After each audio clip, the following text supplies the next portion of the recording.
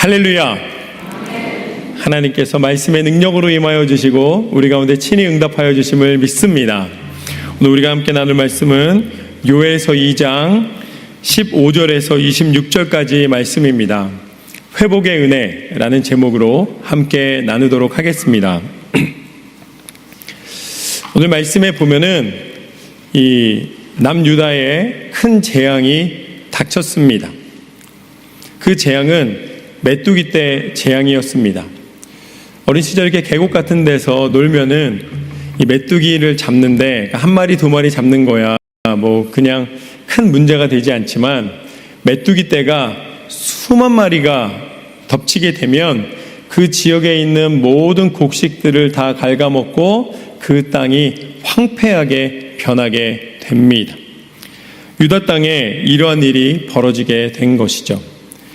1장 6절 말씀을 보면은 요엘서에 보면 그 이빨은 사자의 이빨 같고 그 어금니는 암사자의 어금니 같도다. 그 메뚜기 떼가 자그마하지만 수만 마리가 그 곡식을 다 갉아먹는 모습이 너무나 모든 것을 다 황폐하게 만들었기 때문에 마치 맹수가 달려든 것과 같이 두려움으로 임하였다라는 말씀입니다. 그때 요엘 선지자가 나와서 이 재앙의 이유를 알려줍니다. 그 이유는 무엇이냐면 남유다가 하나님 앞에 우상을 섬기고 또 하나님의 뜻에 불순종하는 모습 때문에, 또한 그들이 드리는 제사와 예배가 형식에 지나치 않는 아주 타락한 모습으로 나오는 것을 하나님이 경고하시고 나타내신 심판이다라고 선포를 합니다.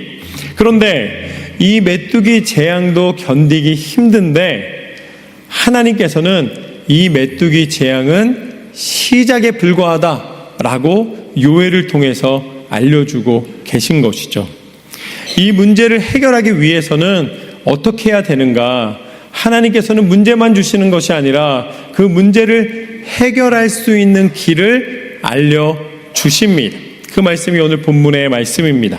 15절 말씀을 보면 이렇게 나와 있습니다. 너희는 시온에서 나팔을 불어 거룩한 금식일을 정하고 성회를 소집하라.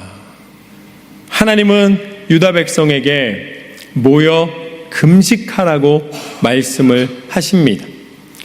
왜냐하면 이사야서 58장 6절 말씀에 나와 있는 것처럼 내가 기뻐하는 금식은 흉악의 결박을 풀어주며 멍에의 줄을 끌어주며 압제당하는 자를 자유하게 하며 모든 멍에를 꺾는 것이 아니겠느냐.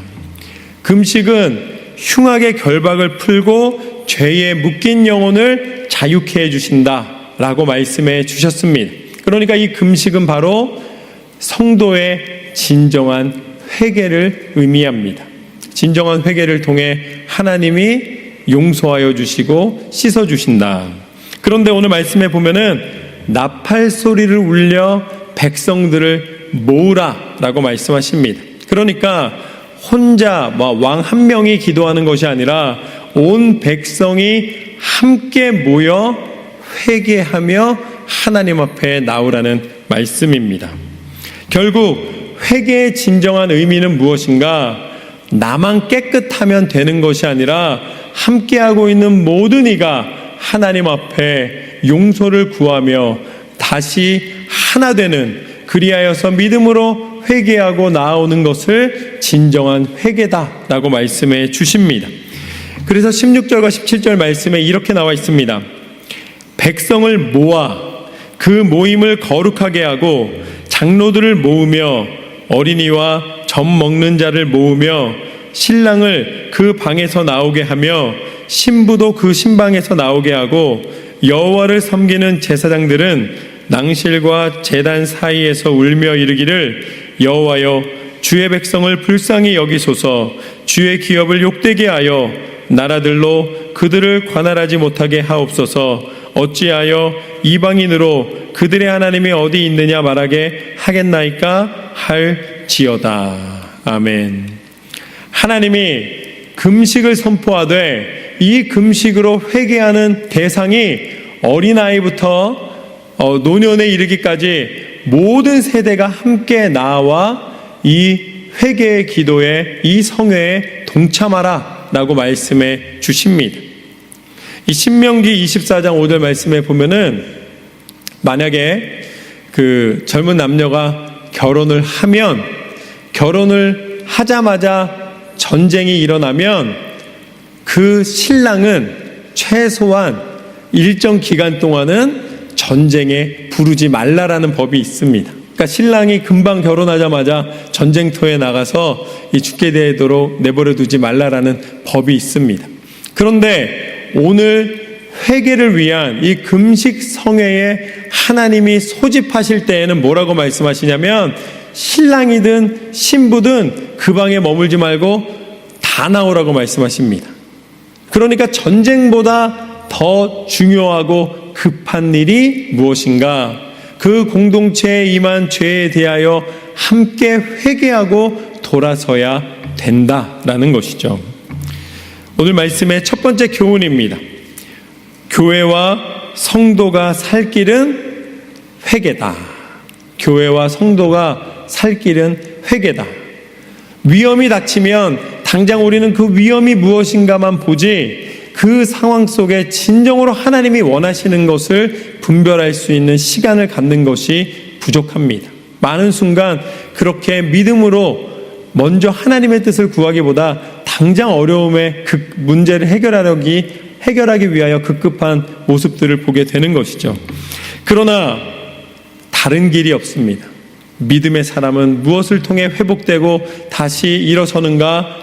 회개를 통하여 다시 회복됩니다. 회개와 변명은 다릅니다. 그것을 보여주는 중요한 인물이 바로 사울과 다윗입니다. 사무엘상 13장 말씀을 보면 이제 블레셋 군사가 이스라엘과 전쟁을 치르는 장면이 나옵니다. 그런데 그때 블레셋 군사가 비유를 통해 뭐라고 이야기하시냐면, 이 해변에 모래처럼 많다라고 표현을 하고 있습니다. 그러니까 사울의 눈에, 그 이스라엘 백성의 눈에 그렇게 보였겠죠. 많은 군사들이 다가오고 있기 때문에 우리랑 비교했을 때 우리가 싸워 이기기는 거의 불가능하다라는 그런 마음이 들었던 것입니다. 그런데 그때 이제 사무엘이 와서 이 전쟁을 치르기 위해서는 제사를 드리고 하나님 앞에 이 전쟁을 맡겨드리고 나아가라는 그 규칙이 있었습니다. 그런데 사무엘이 일주일이 지나도록 오지를 않는 거예요. 그런데 설상가상으로 군인들이, 이스라엘 군사들이 다가오는 블레셋 군사를 보면서 무서워가지고 거기에서 점점점 도망가기 시작합니다. 그러니까 군인들이 흩어지기 시작하는 것이죠. 전쟁은 눈앞에 닥치고 이겨야 되는데 군인들이 흩어지게 되고 이 전의를 상실하게 되면 이 전쟁은 하나마나한 것이 됩니다. 그때 사울의 마음이 급해졌습니다.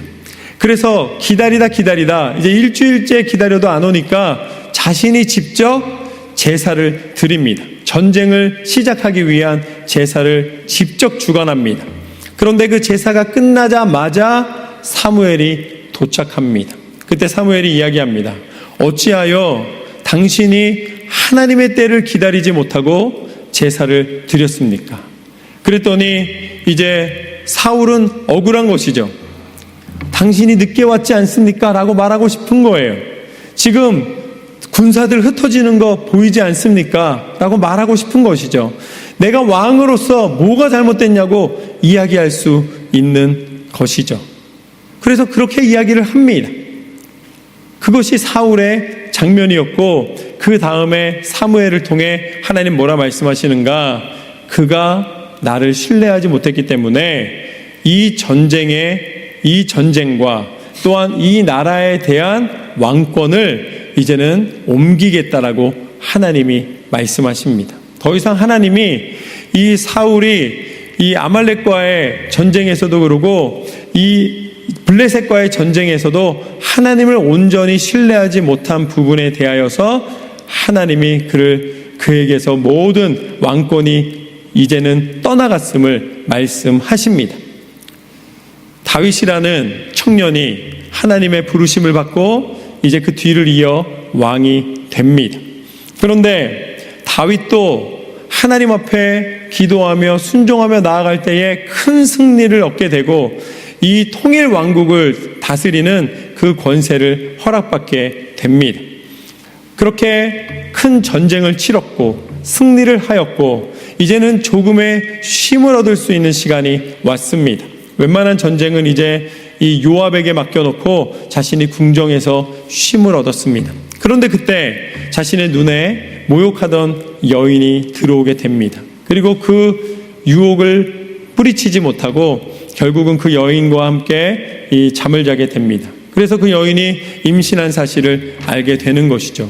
그리고 또 알고 봤더니 그 여인이 자신에게 그렇게 충성스러운 군인 우리아의 아내였던 것입니다. 그래서 우리아를 불러들여서 어떻게 해서든지 그것을 이제 무마시키려고 하는데 좀처럼 되지가 않습니다. 그러니까 이 죄를 숨기기 위해서 우리아를 가장 극심한 전쟁터로 내보내서 그를 죽게 만들고 이제 우리아의 아내였던 밧세바를 왕으로서 정식적으로 남편이 죽었기 때문에 자신에게 불러들이는 일을 벌이게 됩니다. 자신을 가장 믿고 따랐던 군인을 자신의 손으로 죽인 것과 다름이 없고 거기에다가 다른 이의 여인을 취하는 그런 처참한 죄를 범한 것이 다윗의 모습입니다. 사실 표면적인 것만 보면 사울의 죄보다 다윗의 죄가 더 잔인하고 비겁하고 더 더럽게 보입니다. 그런데 중요한 것이 있습니다. 이 두 사람의 죄에 대해서 하나님이 보시는 두 가지 영적인 관점이 있다는 것이죠. 첫 번째는 바로 처음에 말씀드린 대로 회개와 변명의 차이입니다. 사울은 자신이 범한 죄를 인정하지 않았습니다. 무서워하기만 했습니다. 오히려 흩어지는 군사들에 대한 이 사람이 두려웠습니다. 그들이 없어지면 나는 이길 수 없도다. 사람을 의지하고 또 적국의 사람을 이 두려워하는 일을 벌인 것이죠. 그러니까 자신의 행동에 대하여서 어찌 보면은 무릎으로 눈물로 회개하기보다는 그는 변명하기에 급급했고 결국 하나님은 그에게서 떠나시게 됩니다. 그렇지만 다윗은 바로 회개하였습니다. 자신의 죄를 지적받는 순간 자신의 죄를 덮기 위하여서 또 다른 죄를 범한 것이 아니라 그 자리에서 무릎으로 눈물로 하나님 앞에 회개하고 있는 다윗의 모습을 보게 됩니다. 하나님은 이미 다 알고 계십니다. 사울이 그렇게 급급하게 변명하지 않아도 하나님은 그 정황을 다 알고 계시는 하나님이십니다. 하나님이 그 순간에 사울이 불순종했을 때 그것이 발견됐을 때 하나님이 듣기 원하시는 것은 단 한 가지였습니다. 그가 회개하고 돌아오는 것이었습니다. 그러나 사울은 회개하지 않았고 다윗은 그 자리에서 바로 무릎으로 회개하는 모습을 보게 됩니다. 하나님을 진정으로 두려워하고 하나님을 경외하는 자만이 하나님 앞에 회개합니다. 그리고 하나님은 회개하는 그 심령의 중심을 보시고 그 회개하는 영혼을 회복시키시고 하나님이 다시 그 은혜 가운데 그를 안아주시는 것을 보게 됩니다. 하나님 앞에 진정으로 회개하고 돌아서는 삶이 되시기를 주님의 이름으로 축원합니다. 두 번째, 하나님이 이 사건을 통해 보시는 것은 무엇이냐면 한 사람의 죄가 한 사람의 피해로 끝나지 않는다는 것입니다. 사울의 죄를 통해서도 다윗의 죄를 통해서도 두 가지가 동일하게 그 백성들이 괴로움을 받는 장면을 보게 됩니다. 사울과 함께 전쟁에 참여했던 모든 군사들이 죽임을 받게 되었습니다. 많은 군사들이 죽임을 받게 되었습니다. 그리고 다윗의 죄로 말미암아 이 백성 가운데 질병으로 많은 영혼이 이 생명을 잃었습니다. 결국 내 죄가 나 한 사람으로 끝나는 것이 아니라 나와 함께하고 있는 가족과 공동체와 더 넓게는 나라에까지도, 민족에까지도 그 영향을 미치게 된다는 것이죠. 그렇기 때문에 오늘 말씀에서는 나팔소리로 함께 모여 함께 회개하라 라고 하나님께서 말씀하셨습니다. 이 반대의 장면으로 보면은 소돔과 고모라의 사건을 보게 됩니다. 소돔과 고모라의 악이 하늘에 닿게 되어 하나님께서 그곳을 살펴보시고 이제 그곳을 심판하시기 위해서 사자를 보내십니다. 그 중간에 아브라함을 만나게 되고 그 아브라함과 만남을 통해서 한 가지 이 약속을 받게 됩니다. 그것은 소돔과 고모라 성에 의인 10명만 있다면 그 성을 멸망시키지 않으시겠다는 하나님의 약속이었습니다. 그렇지만 소돔과 고모라 성은 의인 10명을 찾지 못하여 결국은 유황과 불로 멸망을 받게 됩니다. 그 말은 반대로 하나님이 찾으시는 의인은 누구냐면 그 성 가운데 하나님의 뜻을 구하며 그 선포된 심판에 대하여 회개하고 돌아오는 사람들입니다. 그런데 소돔과 고모라 성에 회개하고 돌아오는 사람, 의인이라고 표현한다면 그 의인 10명이 있지 않기 때문에 멸망을 받게 되었습니다.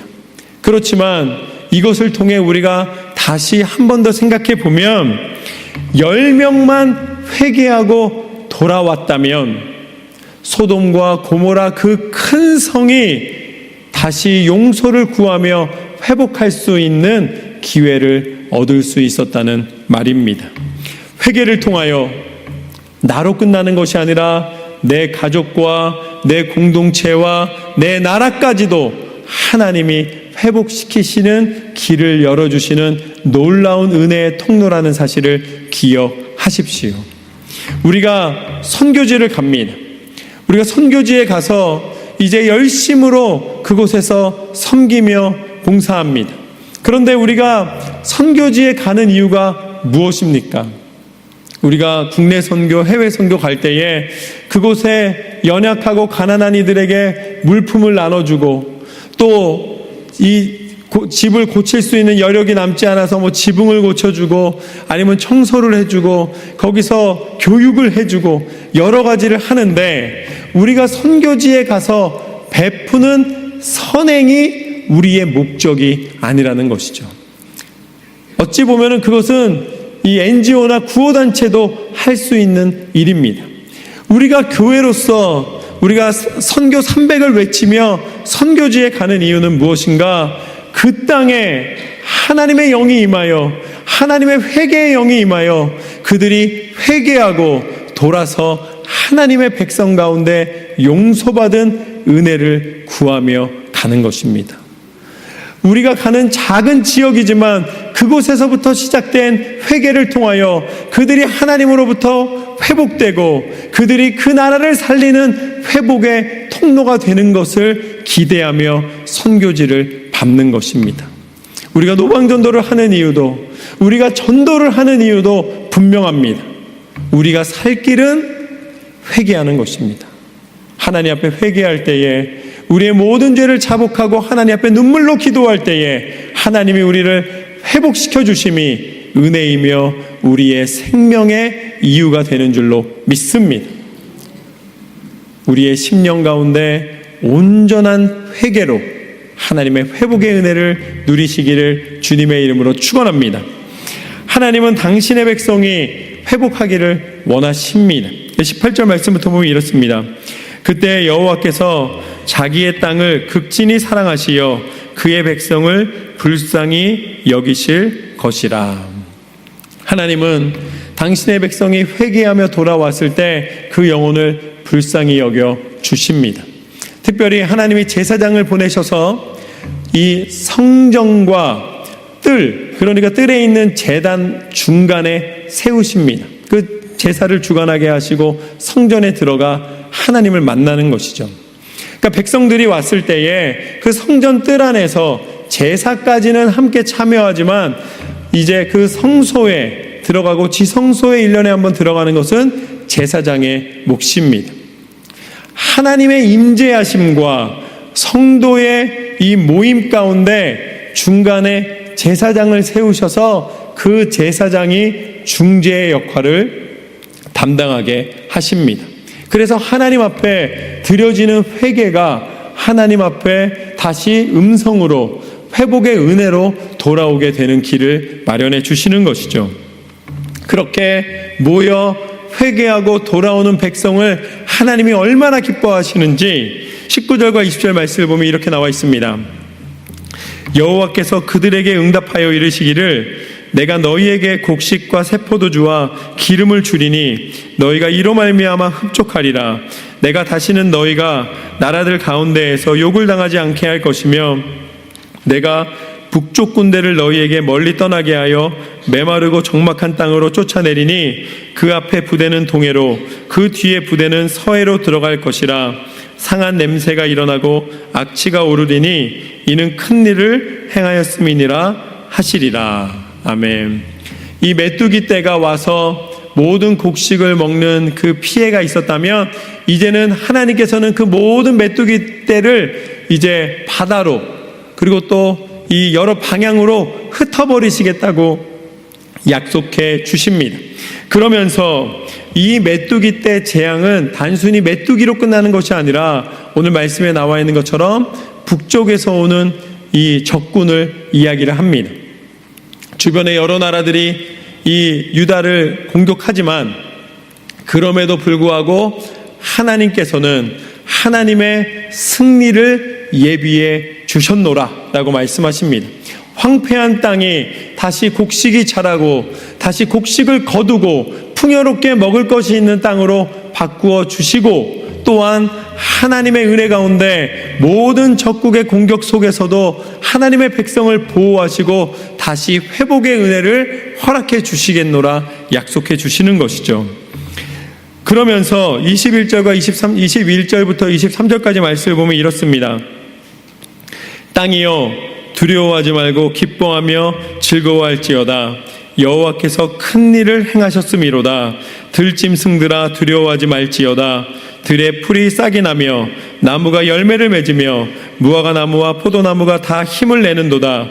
시온의 자녀들아 너희는 너희 하나님 여호와로 말미암아 기뻐하며 즐거워할지어다. 그가 너희를 위하여 비를 내리시되 이른 비를 너희에게 적당하게 주시리니 이른 비와 늦은 비가 예전과 같을 것이라. 할렐루야. 하나님께서 뭐라고 말씀하시는가? 두려워하지 말라. 내가 너희를 회복하여 풍성한 열매를 허락하여 주겠노라. 승리의 백성들아 내가 이른 비와 늦은 비를 내려 너희 가운데 진정한 이 풍요로움을 허락하겠노라 약속하십니다. 이 팔레스타인 지역의 농사는 비가 중요합니다. 그런데 오늘 말씀에 나와 있는 것처럼 이 10월 달에 내리는 이른 비와 또한 5월 달에 내리는 늦은 비가 적절한 시기에 정확한 양이 오지 않으면 이 곡식의 이 풍작은 기대하기가 어렵습니다. 그런데 하나님 뭐라고 말씀하십니까? 그 이른 비와 늦은 비를 적절히 내려서 너희 가운데 하나님이 은혜로 모든 것을 회복하심을 고백하게 하여 주겠노라. 하나님은 어떤 하나님이신가? 늦은 비와 이른 비와 늦은 비를 적절히 허락해 주시는 하나님이십니다. 이것이 오늘 말씀의 두 번째 교훈입니다. 하나님은 회개한 영혼을 철저히 회복시켜 주신다. 하나님은 회개하는 영혼을 철저히 회복시켜 주신다고 약속해 주셨습니다. 예전에는 이 말씀 당시에는 제사장을 통해서 하나님이 중재하심으로 말미암아 당시의 메뚜기 떼의 재앙 가운데 회개하는 그 민족을 다시 회복시키시고 또 적국의 침범을 하나님이 막아 주셨고 또한 이른 비와 늦은 비를 통해 그들에게 하나님의 열매를 풍족하게 누릴 수 있는 육적인 그런 어떤 회복의 은혜를 하나님이 약속해 주시고 그것으로 하나님의 임재하심을 표현해 주셨다면, 이제는 하나님이 그 하나님의 임재하심과 우리 사이에 그 대제사장을 세운 것 같이 중재자를 세우셔서 이제는 육신의 만족으로 끝나는 것이 아니라, 그냥 육신의 비를 내려 끝나는 것이 아니라 성령의 단비, 우리 영혼의 단비를 내리셔서 우리 가운데 풍족한 은혜를 내려주셨습니다. 그 중재자를 세워주셨습니다. 그분이 누구신가? 그분이 바로 예수 그리스도이십니다. 예수 그리스도가 우리의 중재자가 되심으로 말미암아 우리가 회개할 때에 하나님의 은혜의 통로가 되어서 우리가 육신의 만족함으로 끝나는 것이 아니라 하나님이 주시는 영원한 생명의 은혜를 우리 가운데 친히 허락하여 주셨습니다. 이것이 오늘 말씀의 24절부터 26절까지 말씀입니다. 마당에는 밀이 가득하고 독에는 새 포도주와 기름이 넘치리로다. 내가 전에는 너희에게 보낸 큰 군대 곧 메뚜기 떼와 느치와 황충과 팥중이가 먹은 횟수대로 너희에게 갚아주리니 너희는 먹되 풍족히 먹고 너희에게 놀라운 일을 행하신 너희 하나님 여호와의 이름을 찬송할 것이라. 내 백성이 영원히 수치를 당하지 아니하리로다. 할렐루야. 이것이 오늘 말씀의 세 번째 교훈입니다. 하나님의 사랑만이 영원하도다. 하나님의 사랑만이 영원하도다. 하나님께서는 풍족한 은혜를 허락하여 주실 뿐만 아니라 오늘 말씀에 뭐라고 나와 있냐면 내 백성이 영원히 수치를 당하지 않을 것이라고 말씀해 주셨습니다. 부족해서 당하는 수치, 가난하여 당하는 수치, 세상 가운데 패배하여 당하는 수치가 더 이상 있지 않다라고 확언하여 주십니다. 하나님이 어떻게 우리에게 더 이상 수치가 없을 것이라고 말씀해 주실 수 있는가? 그 이유는 분명합니다. 우리가 담당해야 되는 모든 수치와 우리가 담당해야 되는 모든 벌과 우리가 담당해야 되는 모든 고난을, 죄의 결과에 따른 모든 심판을 하나님이 우리를 대신하여 담당하여 주셨기 때문입니다. 그 수치를 담당하여 주시는 증거가 바로 예수 그리스도의 십자가입니다. 예수님은 십자가를 지실 이유가 없었습니다. 왜냐하면 한 번도 거짓을 말씀하지 않으셨고 한 번도 죄를 짓지 않으셨기 때문입니다. 그러나 예수님은 우리의 수치를 담당하여 주시고 우리의 죄악된 것을 담당하여 주시기 위하여서 십자가 위에서 그 모진 고통을 당하시면서까지도 끝까지 포기하지 않으셨습니다. 물과 피를 다 쏟으시기까지 세상의 모든 수치를 다 담당하시고 예수님은 십자가 위에서 죽으셨습니다. 예수님의 죽으심으로 우리의 모든 죄악의 결과를 예수님이 담당하셨노라. 이제 더 이상 죽음이 우리에게 책임을 물을 수 없는 것은 예수님이 우리를 위하여 친히 죽으셨기 때문입니다.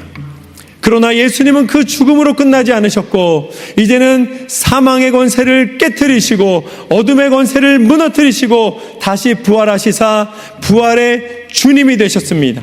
승리의 주님이 되셨습니다.